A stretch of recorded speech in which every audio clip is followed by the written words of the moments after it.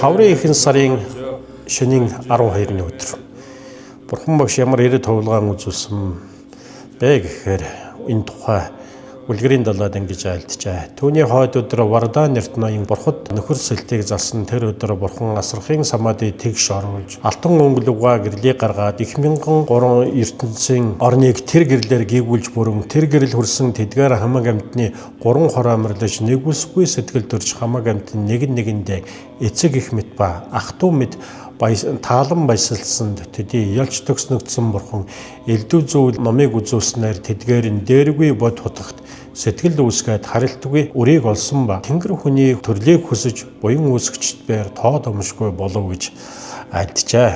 За, ирээд товлгааны магтаал бид ингэж уншдаг.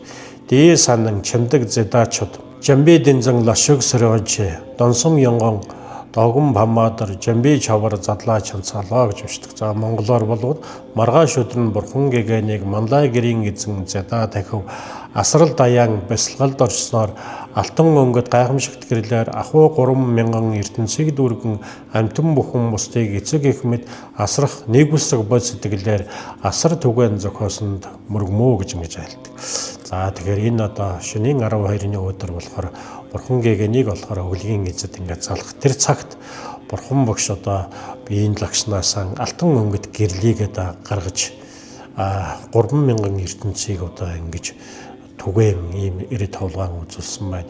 Тэр цагт болохоор юу вэ гэхээр амтан бүхний уур мохог шунлын одоо тэр гурван хорийн одоо нисванс гүнгэрлэж хүн болгон нэгүүлсэнгүй сэтгэл төрж хүн болгон одоо бие биенээ эцэг их мэд өөрийн ээж аав мэд ах トゥ мэд ингэж харах ийм одоо нэгүүлсэнгүй сэтгэлээр одоо ажилласан ийм сайхан ирээд товлгааныг үзүүлсэн байна. Шинийн 12-ны өдөр.